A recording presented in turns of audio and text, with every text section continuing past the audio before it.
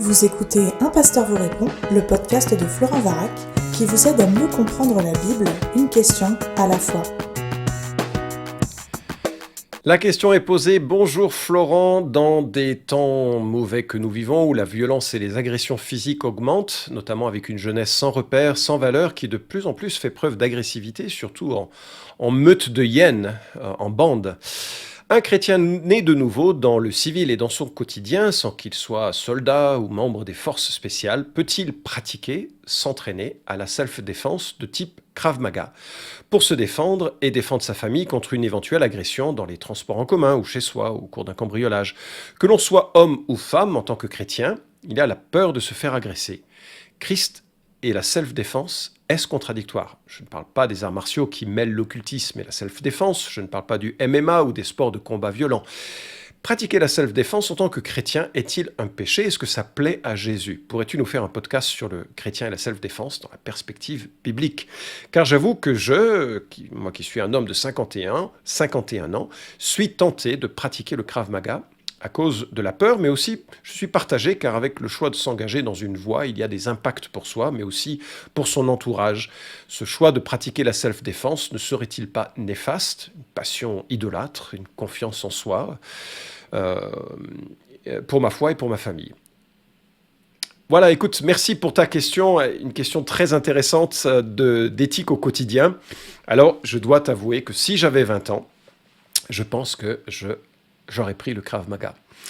Alors, en lisant que tu veux en faire à 51 ans, je suis impressionné, mais cela doit témoigner d'une belle santé et d'une belle capacité de coordination corporelle, parce que, et c'est peut-être un secret que je trahis ici, notre fils Jordan a un niveau très solide de Krav Maga, et il a en plus décidé de développer ses compétences dans le Jiu-Jitsu parce que c'est très utile pour sa profession. Donc c'est un petit peu différent de ce que tu évoques. Il travaille dans les forces de l'ordre aux États-Unis et il se bat presque tous les jours de travail, pas tout à fait, mais presque. Alors, pour la petite histoire, j'étais un jour en sa présence et il a essayé de me montrer quelques prises qui, me dit-il, pourraient m'être utiles si justement je me faisais agresser. Alors quand il a commencé à me dire qu'il fallait que mon pied droit soit à 20 degrés à droite, que mon genou gauche soit légèrement fléchi et que je devais ensuite pivoter mes hanches légèrement et puis aligner mes épaules et relever la tête. En fait, j'étais complètement perdu pour prendre la bonne position. Et je crois que si jamais j'étais dans cette situation, j'aurais le temps de mourir 2 fois, juste en proposant à l'agresseur de dire « Attends, juste un instant, je vais prendre la bonne position pour pouvoir te répondre ». Par contre, je sais dégainer ma Bible très vite et parler de l'Évangile très vite. Maintenant, à savoir ce qui sera le plus utile le jour où je serai confronté à ce type d'agression. Mais toujours est-il que je dois constater, hélas, et 3 fois hélas, que ma coordination corporelle et sportive est très limitée et que ça fait partie d'un art que je n'ai pas cultivé. Tôt, quand j'avais encore la possibilité de bien comprendre l'ensemble des muscles qui constituent mon corps. Donc quand tu me dis que tu veux en faire à 51 ans, je dis chapeau bas. À voir maintenant si ce sera possible de le faire. Maintenant, venons-en à ta question, parce qu'il y a plusieurs éléments à considérer en fait. Alors on sera d'accord pour dire que la Bible ne dit pas directement quoi que ce soit du Krav Maga. D'ailleurs, c'est une discipline récente, hein. C'est un art de combat et de défense israélien qui a été inventé justement par deux Israéliens qui avaient une large expérience des arts martiaux de différentes traditions et qui ont créé quelque chose qui était utile pour les situations des soldats israéliens. Alors, première remarque, la Bible s'oppose-t-elle implicitement à la notion de self-défense? Certains répondent oui, et ils utilisent notamment Matthieu 5, 39 à 41, où Jésus dit, et je cite, « Mais moi je vous dis de ne pas résister aux méchants. Si quelqu'un te frappe sur la joue droite, tends-lui aussi l'autre. Si quelqu'un veut te traîner en justice et prendre ta tunique, laisse-lui encore ton manteau. Si quelqu'un te force à faire 1 kilomètre, fais-en 2 avec lui. » Alors, fort de ce verset, certaines personnes estiment que Jésus voudrait qu'on adopte une position carpette. C'est un peu la position de la non-violence amish, et je ne suis pas certain que ce soit une bonne piste. Et je voudrais regarder ce dont il est question dans ce verset. Ne pas résister aux méchants. Si quelqu'un te frappe sur la joue droite, Alors, mets-toi dans la réflexion de deux personnes qui se font face. Si quelqu'un me frappe sur la joue droite, généralement les gens étaient droitiers à l'époque. À l'époque comme toujours, mais il y avait particulièrement une crainte par rapport aux gauchers, pour des raisons superstitieuses. Bref, si quelqu'un me frappe sur la joue droite, il ne m'envoie pas un coup de poing, il m'envoie un revers de la main. C'est une gifle, c'est une humiliation qu'il me fait. Ce n'est pas un coup qui m'est donné. Et ce que Jésus est en train de dire, et je crois que ça marche avec le contexte, c'est que si quelqu'un t'humilie en te donnant une chiquenaude, du revers de la main, tends lui aussi l'autre. Tu montres en cela que tu es plus fort que lui. Il n'est pas question ici de quelqu'un qui te frappe et qui veut te faire du mal ou te tuer. Je ne pense pas que ce soit si c'était le cas, il te frapperait sur la joue gauche. Parce que si je frappe quelqu'un de mon poing, je vais le frapper sur sa joue gauche. Deuxièmement, lorsqu'il est question du verset 40 de traîner en justice, pour prendre ta tunique, laisse-lui encore prendre ton manteau. Il y a cette notion qu'un bon arrangement vaut mieux qu'un mauvais procès, que l'on doit être des gens connus pour étant des gens capables de négocier intelligemment, capables de faire des compromis, capables de perdre pour éviter de longs processus qui n'aboutiront pas forcément à des résultats heureux et justes. Et enfin, le verset 41, ça fait référence à une situation de l'occupation romaine.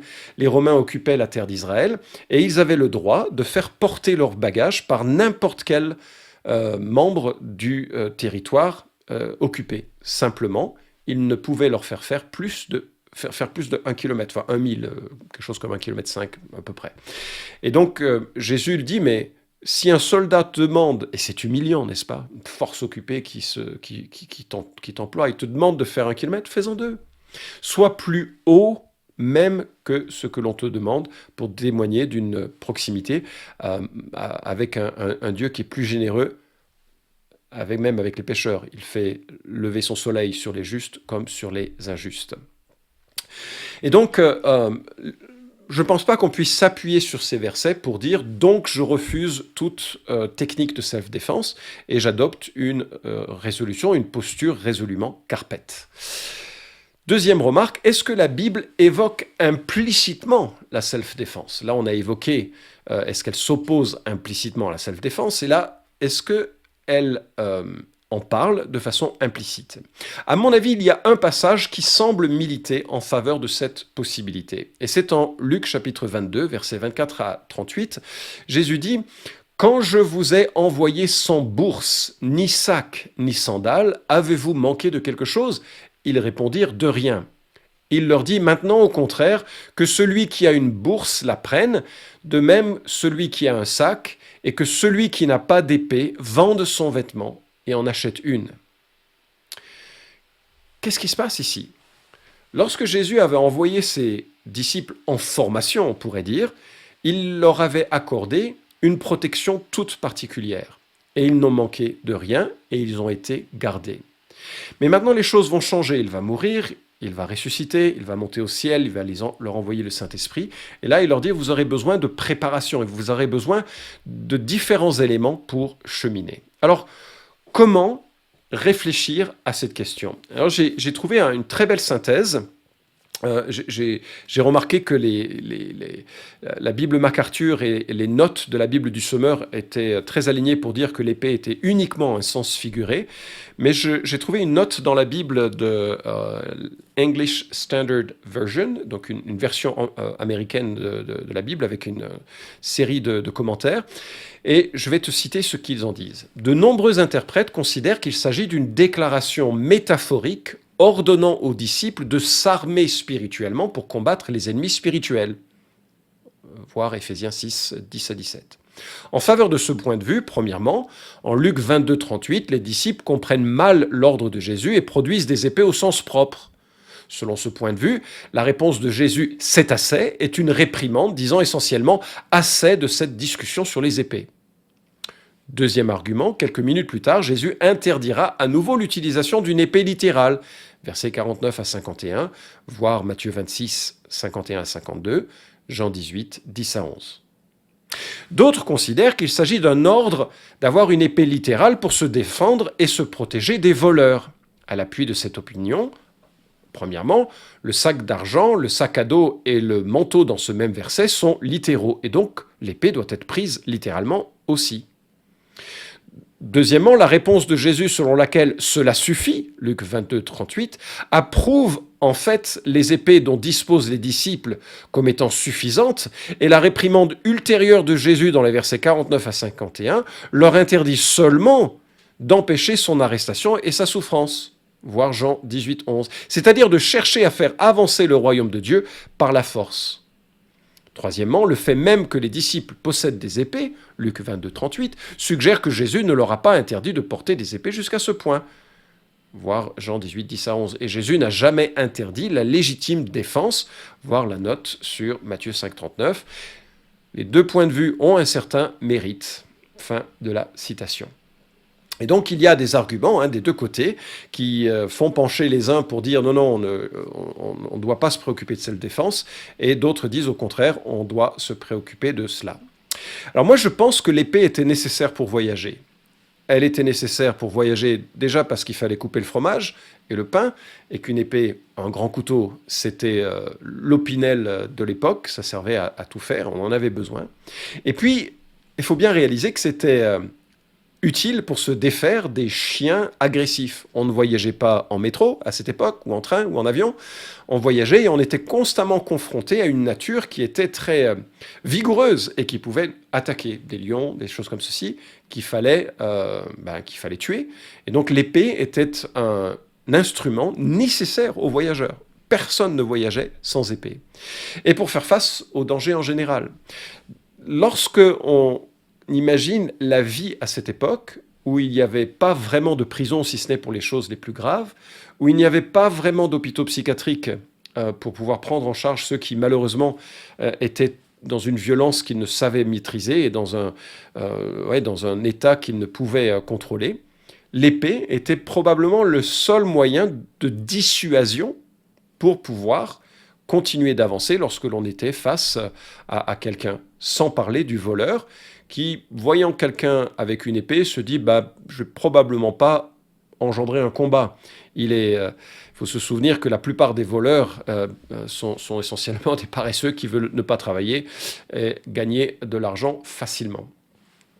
Donc pour toutes ces raisons, je pense que l'épée est à prendre de façon littérale. Alors, le troisième point que je voudrais évoquer. Comment est-ce que l'on prend une décision lorsqu'on n'a pas d'éclairage biblique direct? Alors, je t'ai donné ici précédemment les quelques repères d'éthique implicites, mais non explicites. Alors, comment on fait quand on a une question comme celle du Krav Maga ou celle d'autres questions que l'on pourrait se poser quand on n'a pas d'expression biblique claire? On essaye de regarder les principes, c'est ce que l'on a vu. On essaye de voir s'il y a des éléments de principe dans l'écriture, implicite ou explicite, qui nous permettrait d'aborder la question. Deuxièmement, il y a un autre aspect, et je crois que ça pèse sur ta question, c'est la conscience. Et la conscience, c'est un bien précieux.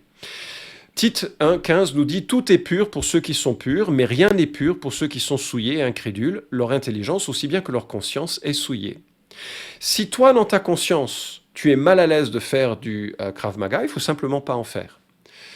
Par contre, il ne faut pas juger ceux qui vont en faire, parce que c'est pas si explicite et clair dans l'écriture. Mais ça veut dire que Dieu nous a équipés chacun avec des niveaux de conscience et de tolérance par rapport à certaines questions de la vie qui sont différentes. Et ça va, et c'est bien de le respecter. L'idée, c'est que on s'entende et on voit ce qui est dans notre cœur. Si on est gêné par quelque chose, il ne faut pas le faire. Troisièmement, il y a la question de la motivation. Pourquoi tu fais cela ? Ça va sembler étrange, mais Paul dit en Colossiens 3,17 « Quoi que vous fassiez, en parole ou en œuvre, faites tout au nom du Seigneur Jésus, en rendant grâce par lui à Dieu le Père. » Ça veut dire que la motivation même du Krav Maga doit être à la gloire du Christ. Quelque part, ce que l'on fait, ça doit être pour la gloire. Nos plaisirs sont associés à la louange. Nos responsabilités sont associées à la responsabilité de bien faire. Et notre motivation doit aussi être en cela, protéger son conjoint, protéger ses enfants, se protéger. On peut l'envisager sous l'angle de le faire pour la gloire de Christ. Pas pour accabler quelqu'un, pas pour lui faire du mal, mais donc de réfléchir à cette motivation. Et enfin, de prendre en compte ce qui serait de l'impact sur les autres, la culture d'église qui m'entoure. Ne nous jugeons donc plus les uns les autres, dit l'apôtre Paul en Romains 14, 13. Usez plutôt de votre jugement pour ne pas mettre devant votre frère une pierre d'achoppement ou une occasion de chute. Très clairement, nous devons être prudents sur les libertés, les espaces de liberté que nous avons et que nous prenons, pour éviter que ce soit, pour certains, une occasion de chute. Donc, par exemple, tu parlais d'idolâtrie, mais tout loisir, tout peut devenir une idolâtrie. Et même la religion, la spiritualité peut devenir une idolâtrie lorsqu'elle n'est pas centrée sur Christ, mais elle est centrée sur une pratique spirituelle, sur un mativu, sur l'exercice d'un don. Tout peut être une idolâtrie. Donc, c'est pas suffisant de brandir cela, c'est de réfléchir. Est-ce que ce que je fais va conduire d'autres frères ou d'autres sœurs à apprécier l'évangile moins ou même à se détourner de la personne de Christ.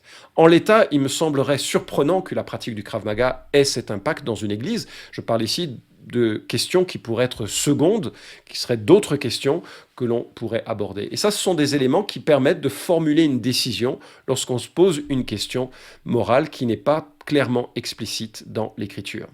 Alors, j'aimerais évoquer un petit témoignage. Lorsque nos enfants étaient à l'école, ils ont été confrontés à la violence des autres enfants. Et moi, j'étais jeune pasteur, j'étais chrétien sans venir de famille chrétienne, donc j'ai pas connu la vie de l'enfant qui essaye de réfléchir aux choses en fonction d'un repérage biblique.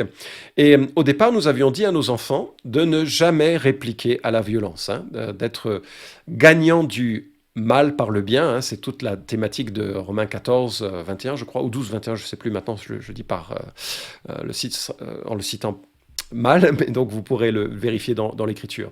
Et ce qui se passait, c'est que notre fils revenait alors avec des bleus, mais revenait complètement démoralisé, revenait cassé, brisé dans sa capacité de faire face. Alors on lui a dit, mais va parler à la maîtresse, mais la maîtresse, elle fumait sa clope, ou bien elle n'était pas impliquée dans les petits conflits des enfants. Donc c'était difficile de faire quoi que ce soit. Et finalement, on a réfléchi, et on était en train de donner une conception de la vie et des autres qui nous semblait finalement éloigné de l'Écriture. On a pensé à ce que Dieu dit, œil pour œil, dent pour dent, qui est une mesure de limitation de la réplique. C'est-à-dire que c'est pas une loi, c'est quand quelqu'un te frappe sur une joue, te frappe cette fois-ci, tu vas pas lui couper le poignet, c'est disproportionné, ou tu vas pas l'exécuter, c'est disproportionné.